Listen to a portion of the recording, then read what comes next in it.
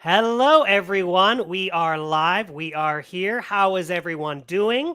My name is Patrick Rollins. I am the Director of Sales and Marketing at Paid Memberships Pro. I have some friends here. Let me point in the other direction that I will introduce in just a moment. But welcome to our debate. We have a lot of fun stuff in store for you. So while everyone is coming into the webinar, I'm just going to give us sort of the purpose, the overview of why we're here. If anyone has ever been to a WordCamp before, and if you haven't been to a WordCamp and you do WordPress stuff, please go to a WordCamp. They are a great way to get started in the WordPress community. Lots of helpful people there will tell you about contact forms and content marketing and SEO and all sorts of really good, useful WordPress stuff. But if you've ever been to a WordCamp, you will notice that people are almost too friendly. And I know that sounds silly, but almost too friendly, where you'll be like, hey, I want to do this website. And people will give you all the reasons that the website is a great idea. And so we wanted to do something a little bit different today. We want to have a little bit more animosity, just a touch of a little bit more animosity, where we want to stake a position and say, no, this is the better option. So we're going to have one person, me, that's going to be talking about why memberships are the place to start. And my buddy Chris over here from Lifter LMS, and he's going to be taking the LMS standpoint. And we're going to have a moderator, Joe Casabona. So I'll introduce them in a second. But that is the point of the show. We want to try something a little bit different. We want to see we want to give you a different angle on these topics. So while everyone is coming into the stream, I want to put something up on the screen. So everyone should see at the bottom, there is a little URL there, and I will copy it into the chat so you don't have to manually type this in. So I'm going to put this in the chat. That should theoretically go out to everyone. So what you'll see, and I will share my screen, you will see something like this. So you'll see something like this. So please, this is the start of the debate. We're going to have one at the end. Let us know if you think you should start with a membership plugin, LMS, or unsure or other. And then theoretically, we should, oh, there we go. We should see some live results coming in.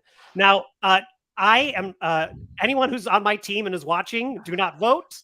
I know a couple people from my team are watching. We want to get the audience's impression here, but I appreciate it if the audience wants to vote here. I'd love to see where we start. So I will come back to this result here. Let me stop screen sharing for a second, and we will let the results come in.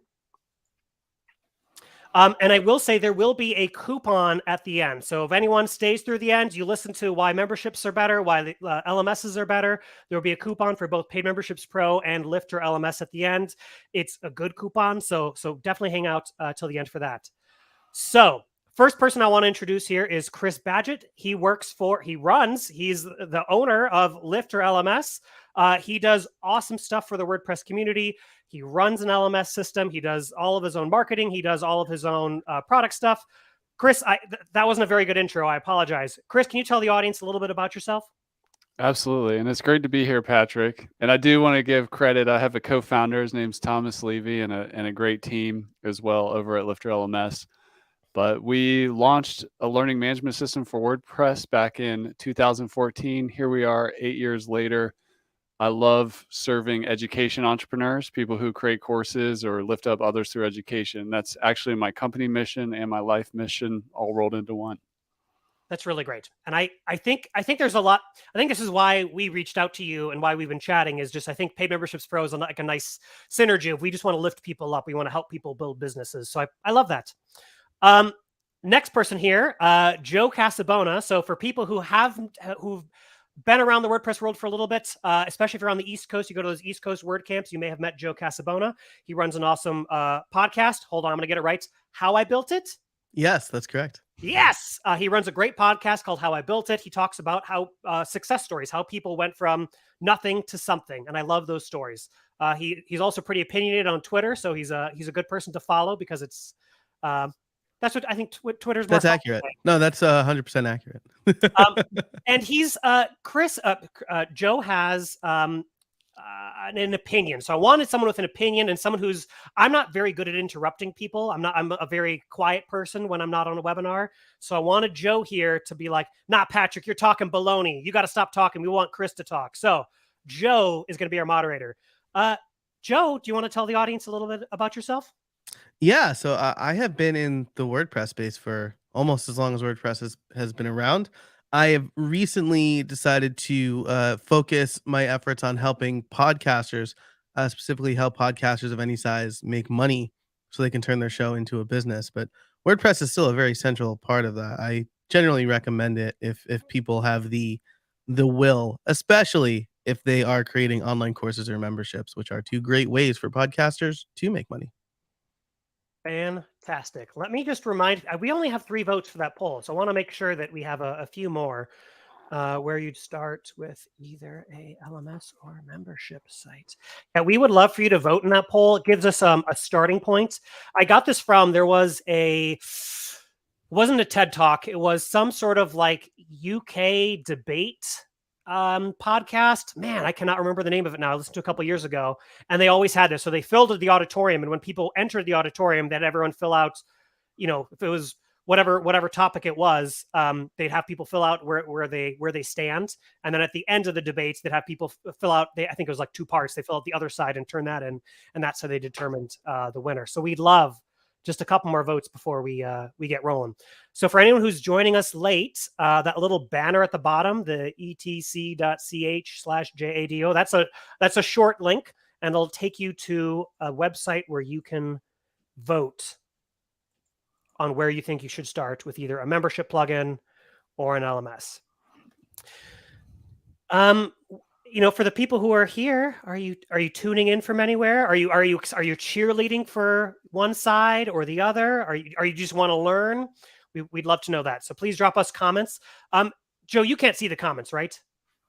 No. Okay. If I see any comments, Joe, I'll pass them to you because maybe there'll be interesting questions. I totally lied to you. I Oh. can't. I have 2 tabs here: private chat and comments. I can see the comments. Cool. Yeah. So for the people who are watching, please leave comments. You may inspire a question from the moderator. All right. So right now we just got this, and it seems like, Chris, you have the slightest Taking of the lead. slight edges running into this. Last call. Anyone who wants to vote, please vote. We'd love to see where you start. I'll leave this banner up for just another 5 minutes for anyone who's joining late, but we're 7 minutes into this. Joe, I'm going to hand it over. I'm going to step back from being the moderator, and I'm going to let you be the moderator. So take it away, Joe. Thank you very much. Should I do my best Chris Wallace impression? I don't think I could capture that voice. If you want to. Yeah. Well, you said no. I can't do it. Okay, so let's set the stage here and let's start with the basics. And Chris, I'm going to come to you first. Can you tell us what is a learning management system and maybe give us the elevator pitch? So a learning management system is really the tool that facilitates an online learning experience, mainly from a website. That's the high-level tool. I tend to break down the elements of a learning management system, also commonly known as an LMS, into 4 key buckets. One is just the online learning stuff, the reporting, the student dashboard, the progress tracking, the structured course builder for courses and stuff like that, the student experience. Then I add on e-commerce, the ability to sell access to the course. Then membership functionality, like protecting the content so that only the people who are supposed to see it can see it or see it in certain orders. And then engagement. These are things like gamification and personalization. So all those kind of 4 factors come together to create a modern learning management system. Awesome. Thank you. And Patrick, same question for you. Elevator pitch. What is a membership? What's a membership site? Right. I don't want to necessarily say plugin. Yeah, membership software. Yeah, membership software covers a lot. It's very broad. I think membership is a little bit broader than LMS, in that it's there's a lot of people do put host online courses. So if you have some sort of thing you want to teach people, you can put it behind a membership system where you charge people for access. There's also free levels and stuff like that, but you can usually charge people for access. A lot of premium content. It's also stuff for like associations. So if you run the I was just talking about this with my team the other day. There's the Colorado Game Designers Guild by me, and so that's an example of membership software where it's like you're a local group of people for some sort of niche interest. In my case, board games, but it could be for anything. There's the case study on our site is the Texas Beekeepers Association, but it's some sort of association where you just want to have like private messages to your community. Maybe you want a private community. Maybe you want to message the community, or you want to have an event for that community.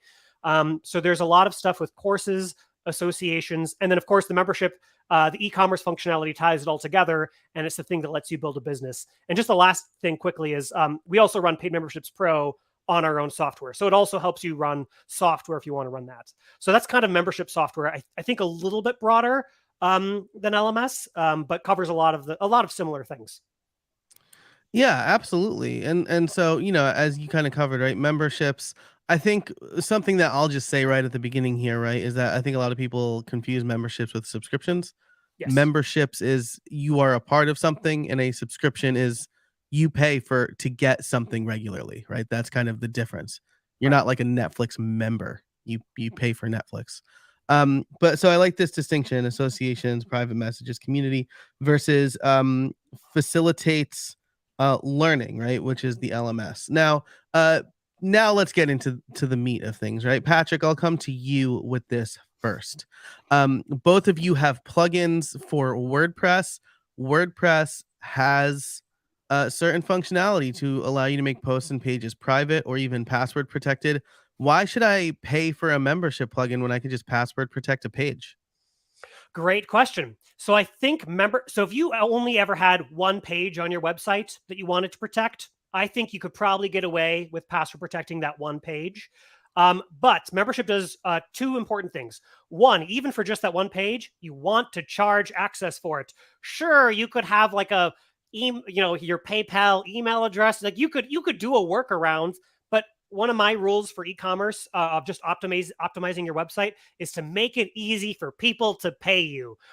So that's what membership software does. We make it easy for people to pay you. Hey, you want to see this content? Maybe you can, with membership software, you can have like a teaser. So you can have the teaser and says, hey, looks like you don't have access to this.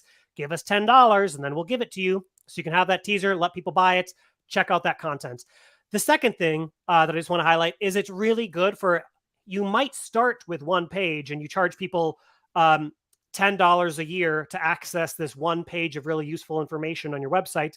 But in future years, you may want to, this one page has grown so long, I want to break it out into 5 pages, 10 pages, or I want to have a whole category in my blog. That is when membership software kicks butt and you want to have it. Yeah. Okay. So that's a good point, right?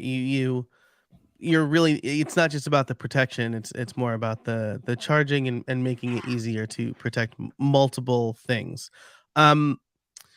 So I guess I want to give Chris a chance to respond here. This was a very membership specific question though.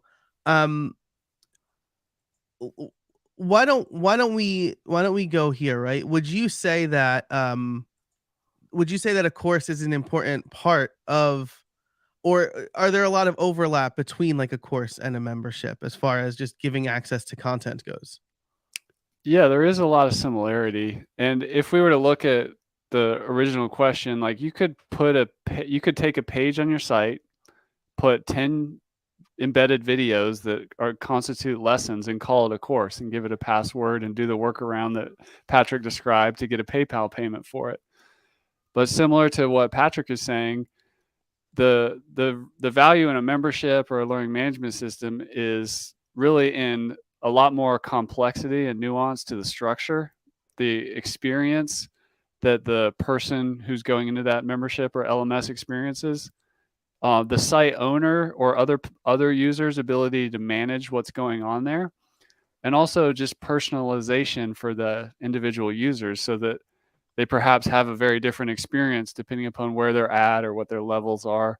So it's really about what I've learned in all this time in this industry is it's really about structure and experience. Yeah, and I think that's a good point, right? People who sell online courses, for example, will hear, why should I pay you for your course when I can just get the videos, find videos for free on YouTube? But with both of these things, it's really, I am curating this content, I am structuring it for you. So with that said, I mean, Chris, you laid it out right there.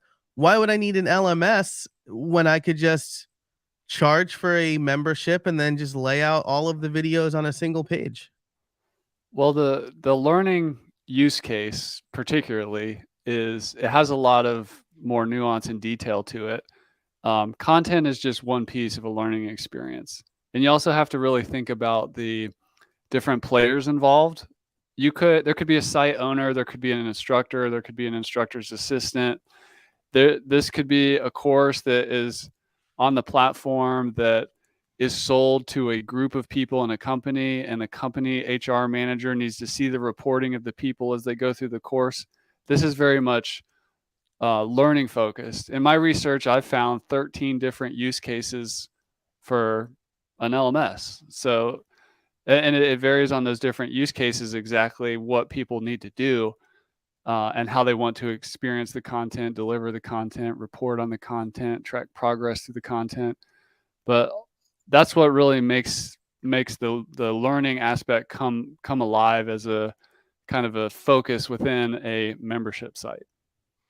Gotcha. That's really interesting. Can you I know you just shared one or two, but what were maybe of the 13, what was the most surprising use case? Well, just to kind of lay them out in a like an easier to digest way, I'll lay out the three main buckets. There's the expert industry, which is, I have something to teach. I want to make money online. I'm an expert. The other is a business for who's doing internal training, like training their employees, or potentially training the market and how to use their product and things like that, or their sales reps, of things of that nature. And then there's the more traditional school use cases, whether that's K through 12, higher ed, continuing education. There's a lot of different use cases within there. So depending upon which area you're in, the needs shift a little bit. I'm sorry I lost the thread on your original question, but I just kind of wanted to give you those three buckets of expert, business, and school. I think it was what was the most surprising. If there was any like individual of the 13 that was surprising. Probably, at least over here in WordPress, we see all of it from enterprise applications inside universities and major corporations doing internal training. But I think what surprised me the most is really just the massive scale of the expert industry and how big that is. And I thought I was late to the party in 2014, and what it has come to today and where I see it going over the next decade. I'm just surprised at how almost decentralized the expert industry, kind of like how Amazon, you got the long tail of book authors and booksellers. The same thing is happening in education. And because the internet tools of, creation, from like becoming a YouTuber or just a media creator and building websites has just gotten so easy and affordable, especially within WordPress, it surprises me how massive the expert industry is and how far we still have to go out the long tail of subject matter expertise. That's really interesting. And I mean, I think as someone who is a subject matter expert, I think we all are probably, but I'm actively trying to build my business on that in a new area. Both courses and memberships have been a big part of that for me. So Patrick, Chris touched on a few things in there where an LMS might be better, right? Especially reporting was, I think, the thing that stood out to me the most. What do you have? I mean, before I prompt you at all, do you have a response to what Chris said? So I think in terms of analogies, that's just how my brain works. I always compare this thing to that thing. And when I was thinking about LMS versus membership site, the analogy that's in my head is LMS is an incredibly powerful tool, but sometimes it's not the tool you need. So for me, the analogy that popped into my head is like, if you're buying your first car, buy a four-door car with a reasonable sized trunk, a reasonable engine, and all the things that maybe a sunroof if you're feeling fancy. Now, if you know you're going to be transporting kids to soccer practice every day of the week, that's when you need the specialized tool, the minivan.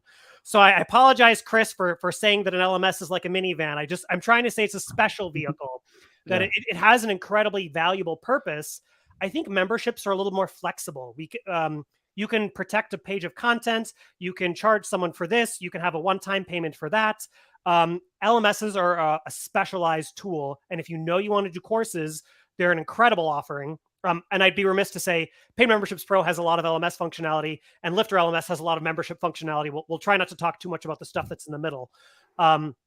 But I think the membership thing is a little bit more flexible. So as you're figuring out, like, why are people coming to my website? What are they really buying from me? What do they love? How do I make more of that? I think the membership is the place to start. And I just want to echo what Patrick's saying. Sometimes we get people that they're like, I just want to do this one piece. I'm an expert, even in the expert niche I'm talking about. Like, I just kind of want to build a group of people, like just like a membership, and start with that. So the LMS is almost too much too soon for that particular person. As somebody who recently bought a minivan, I will say, just an incredible vehicle. And I never thought I would say that, but man. I will add. I'll just quickly. This is this comment from YouTube. I'll just put this up on the screen quickly. That Jason, the co-founder of PM Pro, is listening from his minivan. So it's apparently the minivan is more popular than I thought it was. Maybe my argument is not the best. Well, I mean, but to your point, right? I mean, I didn't need a minivan until I had a third kid, right? And we'd have multiple car seats, and wanted a really safe vehicle. I mean, my only requirement was really CarPlay, but that's neither here nor there. But I'm clearly wrong with my minivan analogy. I shot myself in the foot. But so actually, let's dig into that though, because I think you're more right than you're giving yourself credit for, right? Because if I look at a membership, where I want to give access to bonus episodes of my podcast, where I want people to be able to comment or give behind the scenes stuff, that's different from, to use a word from the education space, designing a let's say a pedagogically correct program, right? Where I'm designing with the learner in mind, right? As Troy Dean says, design from zero to win, for your students. So I think you're right there. So before we move on to kind of the next segment, I didn't really lay this out, but we're laying this as like basics and groundwork, community, and then WordPress specifically are our kind of three big areas. Before we move on to the community stuff, which has gotten important more in recent years, if I'm just using a membership plugin without an LMS, Patrick, I'll go to you first, but Chris, I'd like you to answer this as well. Can I just use that for let's say I don't need reporting, right? I'm an expert. I want to teach my stuff. Can I just use a membership plugin? Patrick, you go first. Yeah, so I touched on this just a second ago, but Paid Memberships Pro, first of all, we integrate with a lot of great LMSs. And one of the reasons we do that is, so we have some simple LMS functionality built in. And I'm going to try to talk about how we're different, but just for a second, I want to talk about how we're similar. We have some LMS functionality built in, but if you want very detailed reports, that is not something we offer. So we integrate with LMSs who handle the reporting a little bit better than we do, because we're focusing on the membership, on the billing, on stuff like that. But you absolutely can start, and that's one of the reasons we purposefully built a simple tool. If you're building your first course, or you don't know how to build a course, how many people are going to take it, then it's nice to have a simple tool. It's sort of like, here's another analogy from Patrick. Let's see if this one also shoots myself in the foot here. But it's like, I gave my grandpa, or my dad gave my grandpa, an iPhone for his first smartphone. I think an Android is the wrong way to go. It's a little more complex, a little more Maybe it's more customizable to what you need it to do, but the iPhone is just big buttons that you click. And so that's, I think, maybe that's the analogy I came up with in the second of the simple LMS functionality we built into Paid Memberships Pro is great for your first course. But if you want to have an empire of courses, then we integrate with LMSs, or that's where an LMS specializes. Gotcha. And real quick follow up, memberships, do they, you pointed out like the main thing about a membership site or a membership plugin is to get paid. Are memberships usually subscription based? Do you see these one-time fees for membership sites? Not too often. We built our plugin that way so that you can just charge a one time, like a lifetime subscription, something like that. Or it could be like so something that we do see. An example here is in the board game world. Sorry, this is my personal hobby. There's like a master list of publishers. So if you want to, you can pay like $100 one time and then $10 every year after that.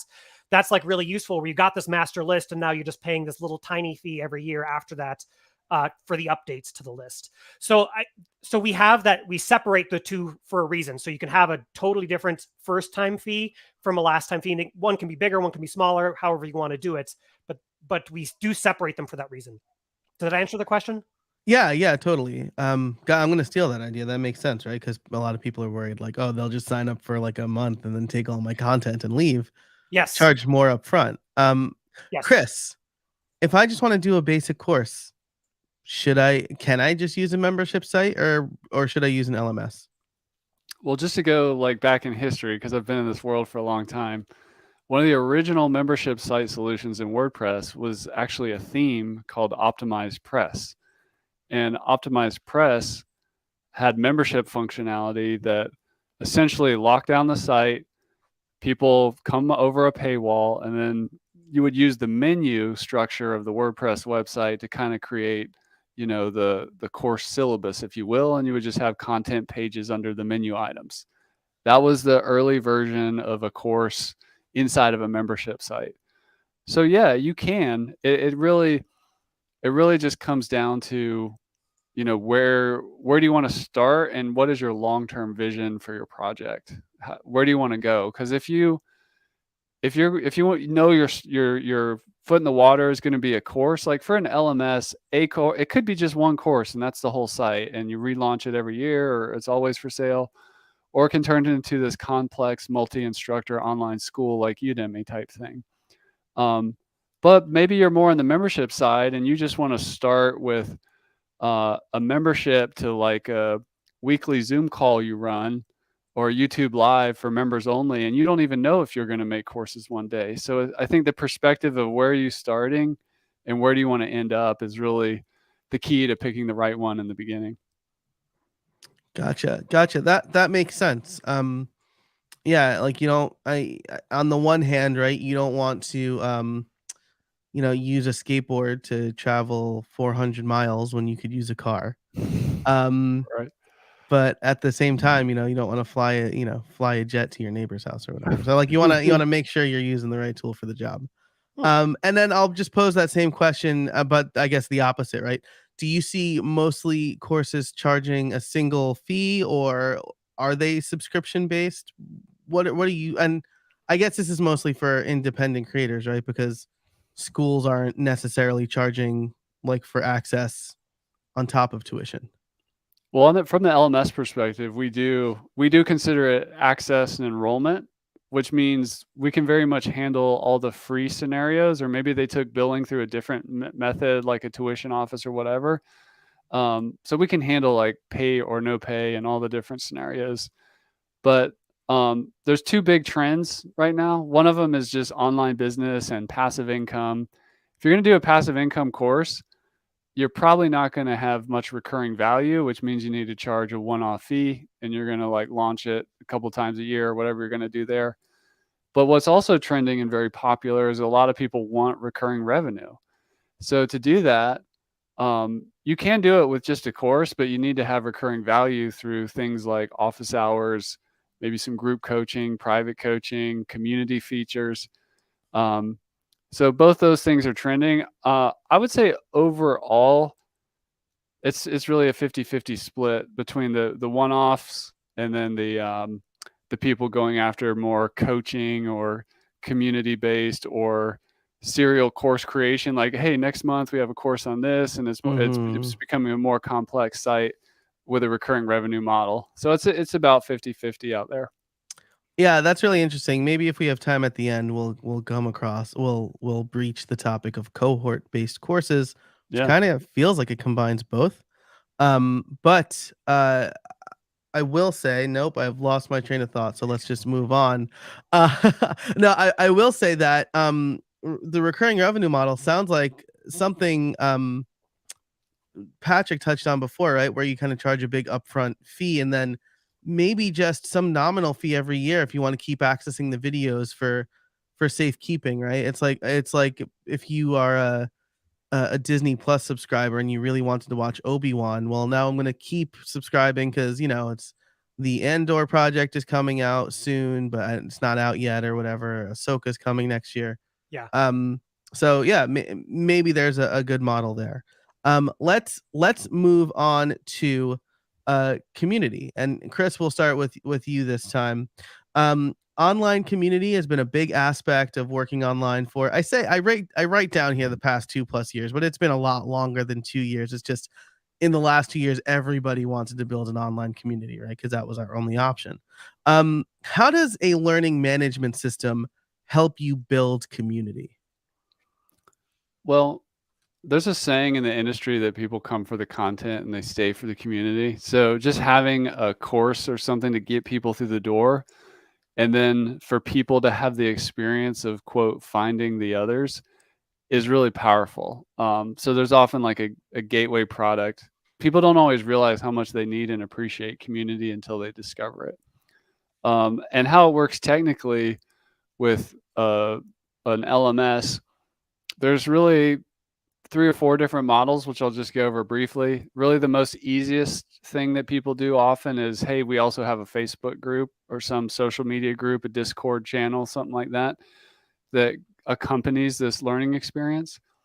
The other way it happens is it happens on the site. Like at Lifter LMS, we have a social learning plugin that basically creates a community on your WordPress site. There's other WordPress solutions like BuddyPress, BuddyBoss. There's some more as well that also integrate to create community.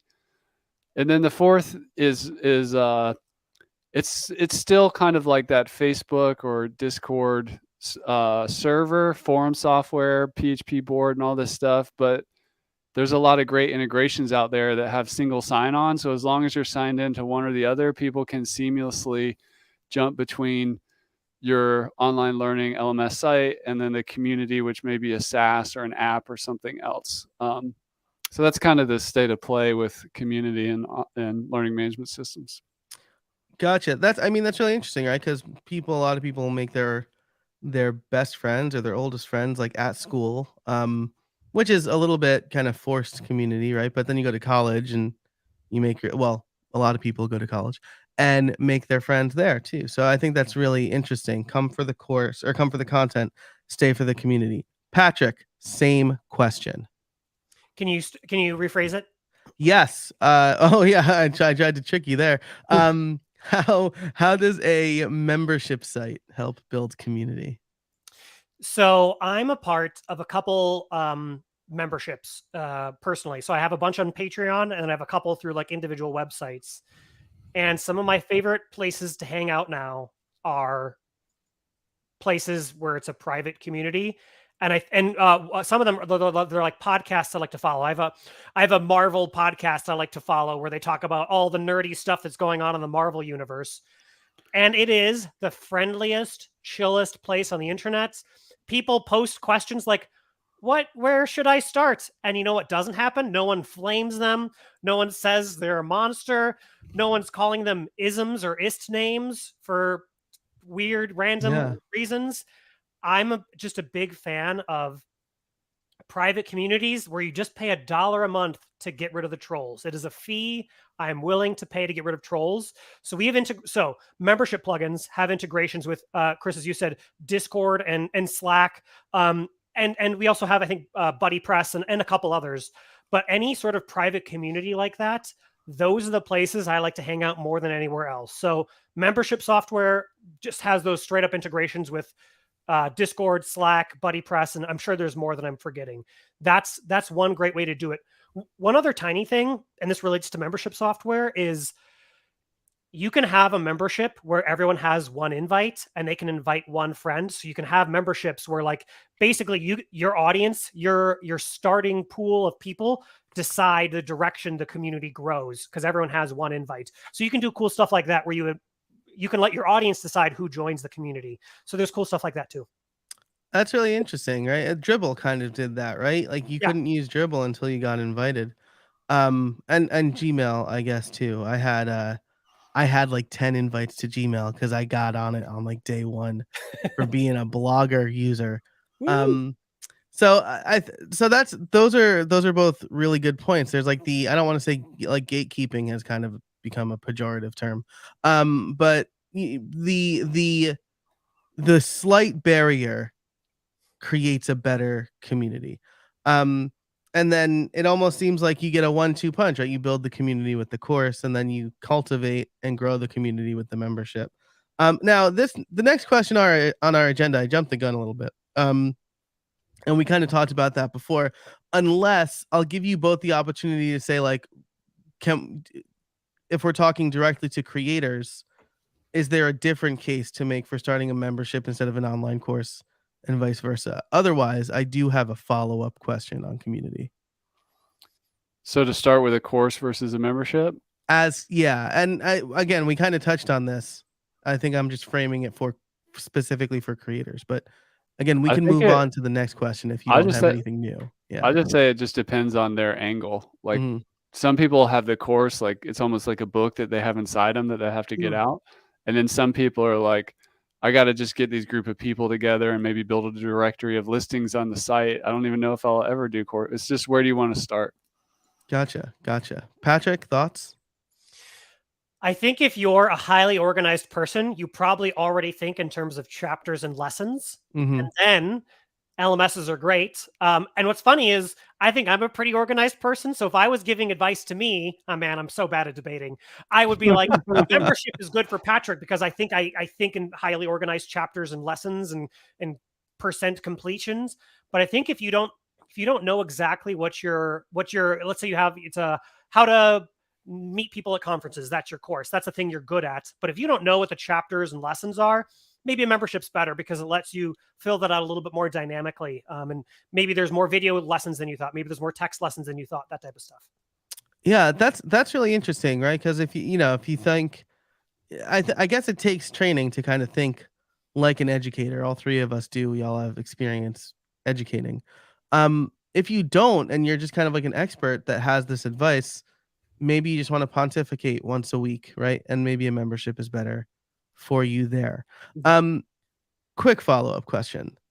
Is one or the other better for building an audience? And Patrick, I'll start with you first. I just thought of this one, so I'm sorry if I'm catching you off guard, but what do you think?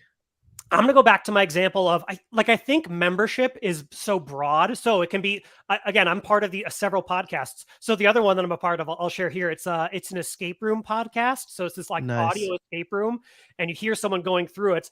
And it's really fun to be in their Discord and see like people talking about the puzzles in the audio escape room. It's called Escape This Podcast. If anyone wants to look it up, it's very cool.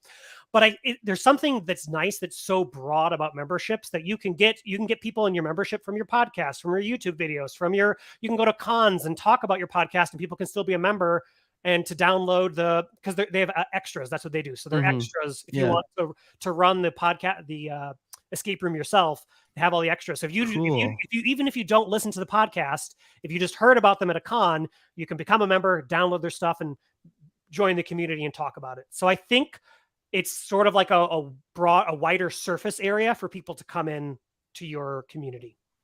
Interesting. All right, Chris, same question. LMS, membership, what's better for building your audience? My favorite strategy in business is moving the free line. So to challenge yourself as a creator to give away as much as you possibly can for free. Maybe that's a free course. That could be a good case for the LMS. Maybe it's a free directory listing in some directory website, that's maybe a membership entry point.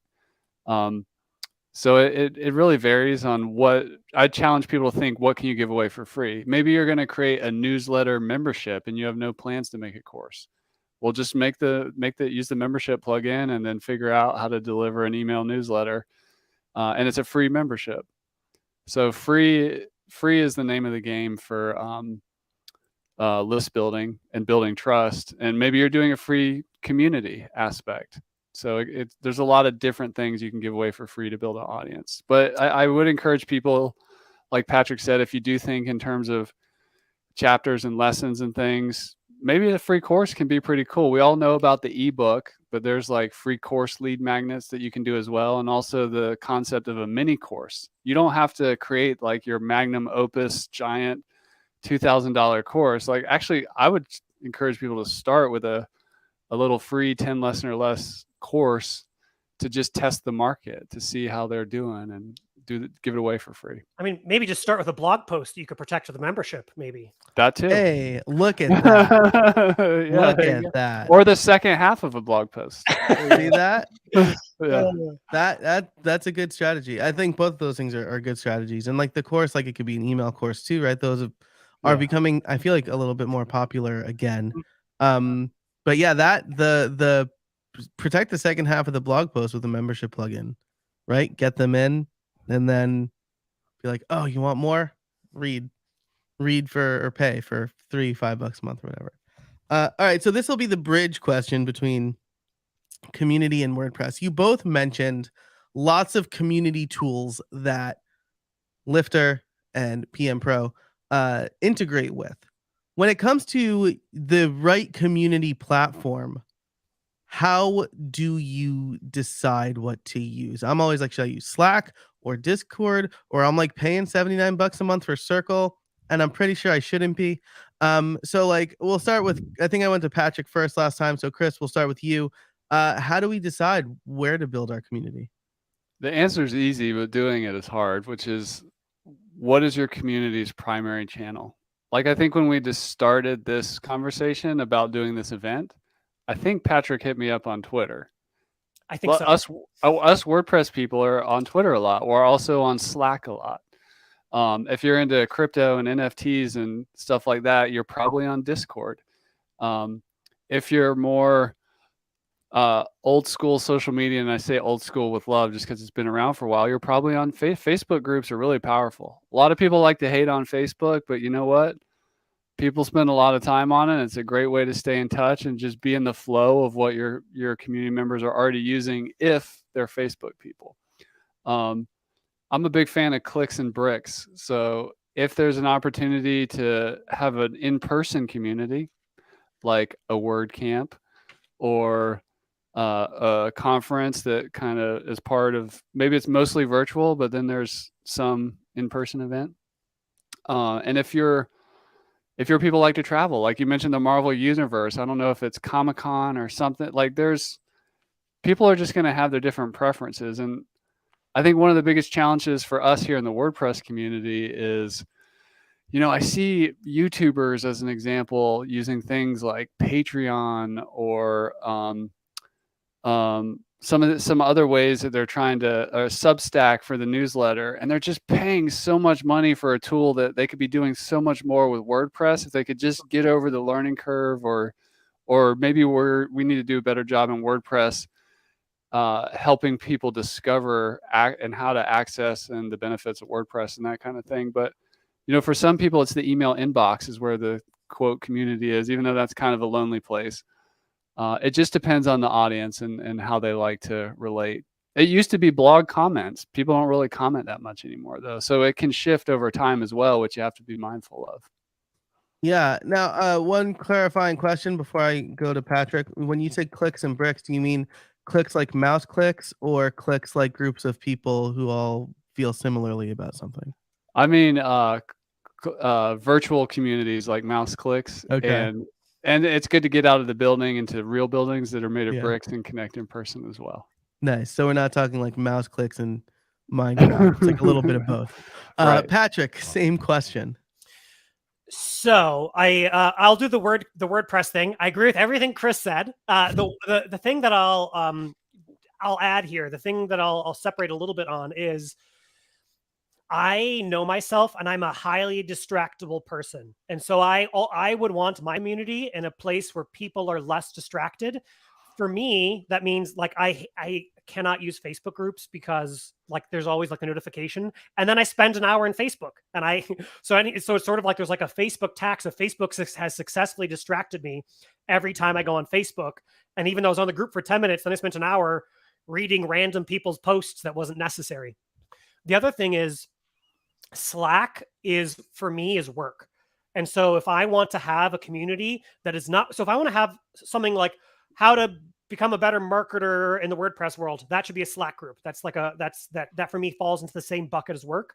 If I want to have my Marvel stuff, I won't, if your community is on Slack, I'm not going to join it because for me, Slack is work.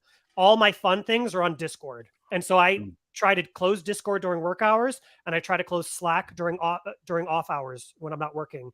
So for me, that distinction is important, but I'm sure there's some people who work in Discord and some people who hang out and lounge in Slack. And so it's not going to be perfect. But I think if you know that a lot of your audience works in Slack and you want to have like a relaxing, casual group, maybe put it in Discord, maybe put it in a place that's different from that. So I think about how your audience uses those channels and try to line it up with how they want to use it. Does that make sense? Yeah, I think that's really interesting, right? Because I've polled my audience a few times on this, and I'm like, again, I'm on Circle because I thought I don't like Slack or Facebook, and there's not a lot of engagement, and part of that's my problem. But when I ask, it's like split 50-50 Slack or Facebook, and the Slack people are like, I'm never going to Facebook, and the Facebook people are like, Slack's only for work, and I'm like, great, I guess I'll just keep emailing you all. So that's really interesting. You want to be where your audience is, but you want to strike that balance of like be where your audience is, but don't be where they don't want to be. There is the concept of omnipresence. So you can try to be everywhere too. Like as a company, for example, we have a developer community on Slack, a big couple different Facebook groups, a very lively YouTube comment thread. It just kind of depends where people are. But the thing I would caution, whether you're using a membership or an LMS, is community is not a feature you simply add to your sales page. It's a big investment. So take it seriously. It's going to be a lot of work. It's built one relationship at a time, and it's a big commitment. Thank you, Chris. Man, yeah, community is not a feature. I love that. And I think it's probably a big mistake. We could keep talking about community, but I want to be cognizant of the time here, and I do want to ask this question. I want to turn to WordPress, right? Because Chris, you mentioned you see creators on Patreon or Substack or with YouTube, right? I was making money on YouTube without having to do anything except upload videos, right? I reliably get like $100 a month from YouTube, and I know that's not like Mr. Beast money, but it's better than nothing and no extra effort on my part. Why should I use WordPress when so many other options exist out there? And I guess we'll go to Patrick first, right? Because keep it kind of going in that volley. So there's an expression in the open source world, which is you don't want to rent the land your business is built on. It sounds so silly at first, but it's sort of like if you have the best job in the world, but your boss says you have to be there at 8 o'clock because that's when they're going to buy something from you, whatever. If you rent your car and then like the company takes it back, because they said, hey, sorry, your contract lets us take back your car within a 24-hour notice. Too bad, so sad, we're taking your car and you're stuck at home, you can't go to work, you get fired, blah, blah, blah. All the bad stuff happens. There's something incredibly powerful when you own the land your business is built on. There's actually an example on Twitter. I won't mention the company here. Actually, I think it's an LMS here. But this tweet has 2 weeks of notice to re-upload all of their course videos to the platform, or else they'll stop working for all their students. So that's a popular SaaS LMS platform. Won't call them out by name, but this is a tweet that we literally saw, I think, 2 days ago. So imagine if you have 5 courses, or you have all these membership posts, and it's generating $5,000 a month. Yay, my business is successful. Well, sorry. In 2 weeks, you have to re-upload all your videos, or otherwise they stop working. That can crush or destroy your business. What happens if you're on vacation? So I think that's the problem of when you when you do not own the platform your business is built on. You will eventually, maybe it won't be year 1, maybe it won't be year 2, but maybe it'll be year 3. Something catastrophic could happen, and you might be on vacation, and your business could just go down in flames, and it's not even your fault. So when I tell people to start a business, when I talk about starting a business, I always advocate for owning the platform, for owning the platform. So that's why WordPress is incredible. No one can take it away. Both of our plugins, Paid Memberships Pro and Lifter LMS, if you stop paying us for the premium features, you keep them as they are, and they just stop getting updates, but they still work. We're not going to disable them. There is someone in the WordPress world who sometimes does that, but 99% of WordPress plugins and themes do not do that. Yeah, I think that's a great point, right? And I mean, even was it this week, the federal government has asked Apple and Google to remove TikTok from the App Store. What Oh, if, yeah, because like China is like mining data, obviously. And so sorry, that was as political as I'll get. But I mean, what if you're a creator who has now built their business on TikTok, right? Or you saw a few months ago Etsy locking people out. And I know I'm supposed to be an impartial moderator here, but I do want to drive that point home. Turning to Chris, because I suspect you would make a lot of similar points. If you're going to make different points, feel free to make them, and then answer me this. With stuff like Buy Me a Coffee or Patreon, as a non-technical person, I can just sign up and start making money. With WordPress, I got to install and the blah and find the plugin and blah, and then do the blah and then test. So from that point of view, I mean, wouldn't it be, at least in the beginning, easier for me to use one of these platforms? It might be. Like, we get a lot of people who start with our software that are switching off of SaaS, which stands for the hosted software solutions. So if you don't have the time for the learning curve, WordPress is not the answer for everything. With great power comes a little bit of responsibility. So the four main benefits of why WordPress, we talked about the ownership aspect, but also the customizability. You know, when I go to some hosted LMS sites, I can tell exactly which provider I'm on. They all look the same. They might have different pictures and some content's a little different, but they're not customizable. The other thing is, if you want to build a truly unique brand and design, and that goes beyond the logo and the colors, like the experience and stuff, well, that's WordPress's jam. Like, it's a canvas that you can paint your masterpiece on. It's not a box that you fit yourself into like a hosted solution. And then the other thing is just the openness of WordPress. From a open source software standpoint, it's not uncommon for people to get into a membership plugin or an LMS and be 95% happy. And they're like, oh, but if I could just do X. Well, you know what? You can just hire a developer or to build this custom feature to add that 5% so you're 100% happy. So that openness is very important. The challenge with WordPress is, and it's a challenge to all the people that build software inside of that, is we kind of simultaneously cater to the beginner and the power user alike. I like to say, if you take care of those ends, the middle will take care of itself. But for that beginner that's really getting into your tool, you know, it's important that your membership or your LMS is beginner friendly, but extendable on the other end for people that just want to go crazy and build this crazy custom thing and use your tool in a way it doesn't do necessarily completely out of the box. Yeah, that's really interesting. And to that point, right? A few weeks ago, on one of my podcasts, WP Review, I posed the question: what does WordPress have to do with the creator economy? Patrick and I were just recently at Craft and Commerce, and one of the things that I was really interested in was talking to creators about, hey, how do you feel about WordPress? And I got honestly a mixed bag, right? Chris, a lot of what you said, Patrick, a lot of what you said. I own my platform and I can customize it, but then there's a lot of, Well, I don't really know what's going on with like what's full site editing. Do I need to worry about that? And I posed the point that I kind of posed earlier, right? If I go to I think it's buymeA.coffee or maybe it's buymeacoffee.com, whatever it is. Um, I can sign up and in 5 minutes, I don't even need a Stripe account. In 5 minutes, I can start accepting donations.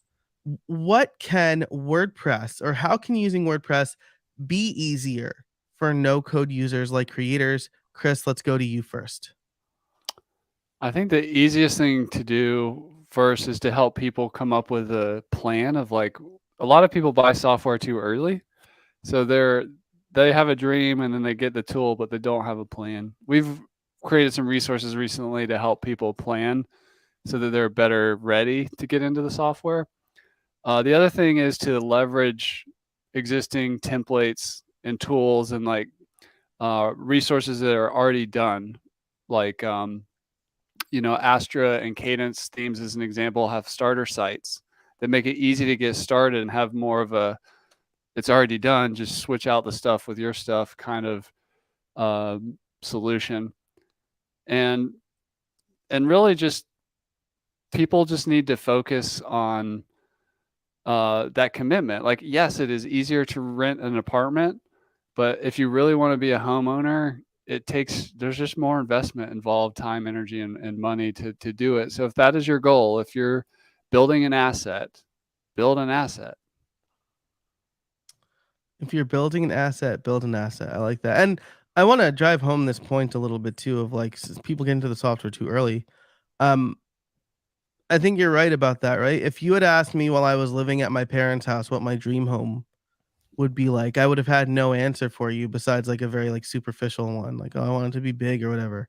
Um, Now that I've rented a couple places and I have my first starter home and I have 3 kids, I have a much more concrete view of what my home like what I want, but also what it needs to be. So Patrick, I know we're coming up on time. Let's come to you. How can WordPress be easier for no code users like creators? So WordPress is totally open. That's the beautiful, incredible thing about it. But as I've heard a lot of people say, it's like your biggest strength is also your biggest weakness. The flip side of that coin is that there's too much information. Like there's a billion membership plugins. There's a bajillion blogs. There's 50 trillion comments on on posts and stuff like that. There's a lot. So I think when you have too much information, you want to find a trusted source. So I would recommend, and they can help you narrow down, right? So if I'm not an expert on contact forms, but I do have some expertise with them. I've tried a bunch of them out. So if someone came up to me at WordCamp and said, "Hey, what contact form should I try?" I'm like, "Great. Here's 2 options for you. I'd either recommend now if you already have Jetpack installed, you just want to get in 5 minutes, use Jetpack contact form. You're done. Or if you want to have a little bit more, use Ninja Forms. Totally free. You can add add-ons later. Or if you know you have really complicated forms that have this and this and this feature, then use Gravity Forms. People who have been in this space a while can help you narrow down that information into use case 1, use case 2, use case 3, something like that. So I would say, please go to conferences, go to WordCamps, join Post Status, talk with other WordPress professionals. It is a little bit of research. I'm a big fan of consuming vast quantities of information via podcast. So listen to a WordPress podcast so you slowly pick stuff up over time. I will say I started a WordPress meetup years ago, 8, 9 years ago in Appleton, Wisconsin. And the first meetup was about backups. And I always knew I needed a backup for my website. I always knew I'm like, oh, I got to get a backup, but it was too much information and I couldn't figure it out. The first meeting was about backups. I'm like, all right, someone told me to install Backup Buddy. I didn't do any more research. I just bought it and installed it. And 2 weeks later, my site was hacked and I restored it from backup.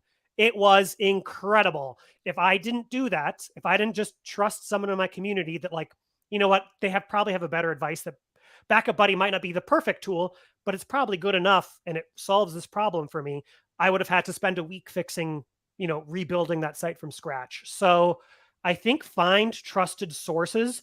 That's why we like to do webinars. That's why we like to blog. But it's also why we like to go to conferences. That's why we have podcasts. So find some people in the WordPress space that you trust and others trust, and they will help make some of the choices for you. Awesome. I love that. Now we're coming up to the top of the hour. Let's I know we teased some fun discounts. Mhm. Do both of you want to give a closing argument real quick, starting with Patrick? Yes. Let me put the discount on the page just in case anyone has to leave at the top of the hour. This works for both Lifter LMS and it works for Paid Memberships Pro. It is the same percent discount on both of them, so it's easy for you to remember. It is 33% off. It lasts a month from today, so July 30th, and there's only 25 use cases each. Okay.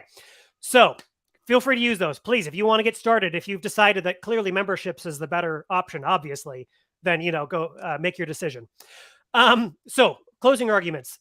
I think membership is a broader topic. You can build courses, but you can also do things with your podcast. You can also do stuff for associations. You can also have private events for people. There's a lot more stuff that you can do with membership plugins. And I think it's really useful for people who are just getting started because there's a fancy term in software called product market fit. And that's like the reasons that people buy what you buy. Do you actually have something compelling that people buy from you, to buy from you? And when you're trying to find that product market fit, maybe your podcast isn't that good. Maybe your course isn't that good. And maybe people only love your AMAs. They just love your AMAs. You can figure out how to build a business around your AMAs rather than the courses. So it's just a little bit more flexible. And I think that's where you want to start, is you want to start with flexibility and then grow your business organically once you found that product market fit. So memberships all the way. All right, Chris, your response. Well, first, I just want to again mention the promo here, and the coupon code is the word debate. Doesn't matter if it's all caps or not. I believe, at least I'm on Lifter LMS. It doesn't matter all caps or not. Just the word debate. And if you can't choose, this discount is so huge. I would just get both, because you know what? They work with each other. Or if whichever one you decide it's not for you, the other one's a better product market fit for your situation, you can always do the refund thing or whatever. So get both, get one, check it out. I believe there's a course inside all of us. If you know you're going to do a course or maybe many courses, or you want to build a community of course creators, you're going to start getting into one of those 13 use cases where an LMS really shines. Lifter LMS, as an example, does have some membership functionality for course bundling and protecting content outside of courses as well.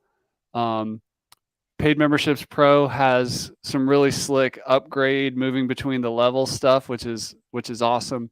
So it really depends on what you're going for. But if you care about reporting, if you care about student dashboards, if you care about gamifying a learning experience, and really getting into instructional design and either mini courses or giant courses or degree programs and things like that, you're going to want an LMS. So yeah, that's my plug for a learning management system.